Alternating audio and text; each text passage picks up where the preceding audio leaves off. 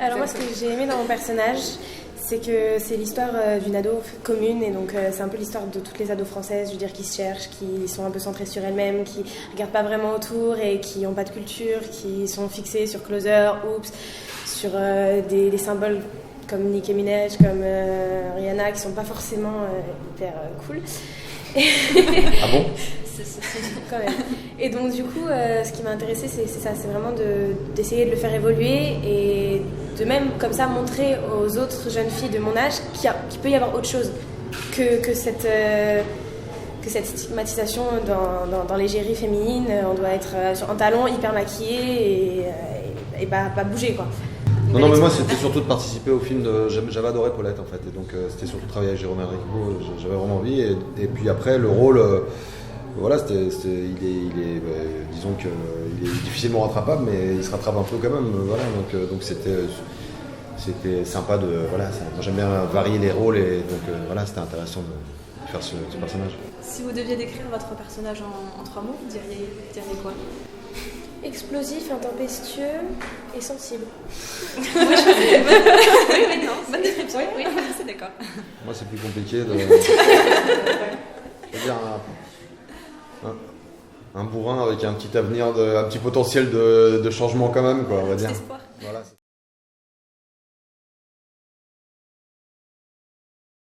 La complicité entre deux acteurs, on l'avait depuis le début. Enfin, surtout elle. Hein. Ouais, un peu, voilà. Non, elle était bonne. Non, c'est pas vrai. Non, on s'est tout de suite très mal entendu. Ouais. Non, vas-y. Voilà, et c'est vrai que on avait plutôt tendance à devoir jouer autre chose d'abord, et puis ensuite on a pu se lâcher un tout petit peu, parce que c'est vrai que c'est pas non plus la complicité de dingue, mais ça arrive vers Non, mais oui, voilà, vers la fin, on sent quand même qu'il y a une complicité. Mais c'était important dans le travail, moi j'aime bien être. Père-fille, donc ouais. C'est important d'avoir de la complicité dans le travail. De toute façon, même quand on joue des personnages très antagonistes, hein, je veux dire, plus même que les nôtres, je veux dire, voilà, c'est plutôt, ça reste du jeu. Donc c'est sympa, même dans les scènes très dures, là je parle pas de là, hein, je parle en général, d'avoir une bonne relation. Et Zoé est très, très sympa, ça se voit, je pense.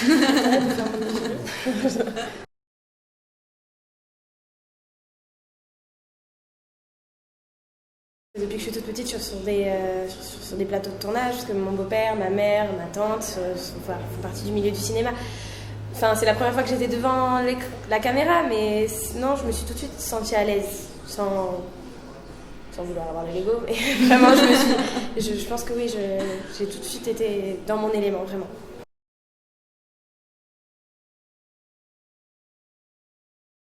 J'ai un enfant de presque de 7 ans et demi. Qu'il n'est pas encore à l'adolescence. Comme la pas encore ce que c'est. Enfin, il n'est pas à l'adolescence, mais je veux dire que 7-8 ans, franchement, c'est une préadolescence. Il me prend déjà pour un con. Tout va bien, il plane très au-dessus. Il a une espèce de confiance en lui qui est assez touchante, et en même temps, il reste très fort. Il va vite en revenir.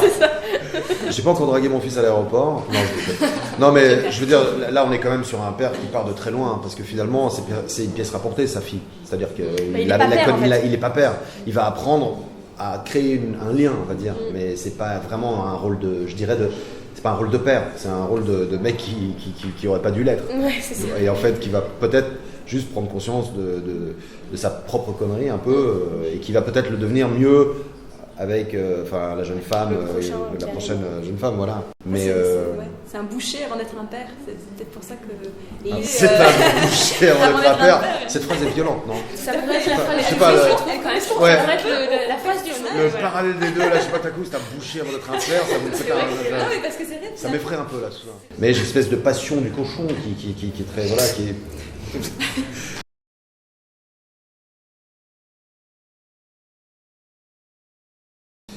Moi j'aurais rêvé jouer un rôle comme Cerise. J'aimerais bien avoir les cheveux roses, être une ado et qu'on mette sur des talons aiguilles. Non, j'adorerais jouer. En fait, franchement, non, sincèrement, j'aimerais bien jouer un rôle de La Cage aux Folles. C'est mon rêve. Ouais. Genre un rôle vraiment une grande folle.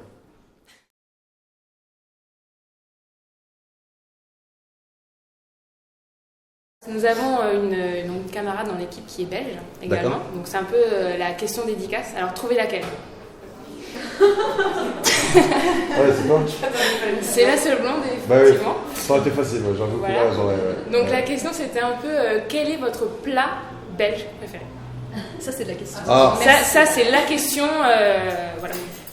La super Ils vont se question. foutre de notre gueule, toi. Ça y est. Non, absolument Ils veulent pas. nous réduire. Totalement. Bah écoutez, je vais vous décevoir, hein. Je suis désolé, mais moi j'avoue que ouais, j'adore les frites quoi. Enfin, en tout cas, non mais les frites belges, ouais, elles sont bonnes. J'adore les frites belges. On a des sauces que vous n'avez pas ici en fait.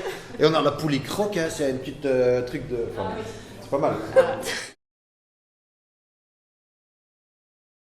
La question. C'est mon bac. Et ensuite, voilà. Et ensuite, j'aimerais bien intégrer le Conservatoire national de Paris. Et c'est parce que j'ai envie de continuer dans le théâtre aussi. J'ai pas envie de faire que du cinéma, parce que c'est un art différent, même si ça se ressemble. Et les gens qui connaissent pas, ils ont tendance à faire de ces deux métiers la même chose. Enfin, j'ai vraiment envie de faire les deux. Et puis ensuite, on verra. Je pense que j'ai très envie de voyager aussi. Et puis, on verra comment ça va. Je vais tourner au Canada. Et je vais enquêter, j'ai une enquête policière je vais me retrouver à jouer avec des Indiens, donc ça va être assez passionnant. Les Indiens du Canada. Je crois si pas des Indiens, pas du Canada.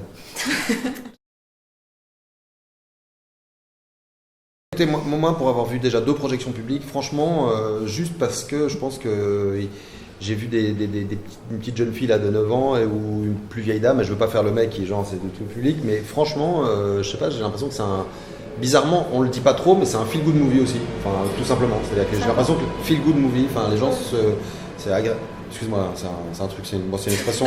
C'est vrai que j'aime pas trop cette expression moi non plus, mais bon, en même temps ça veut dire ce que ça veut dire, c'est vrai que c'est bien.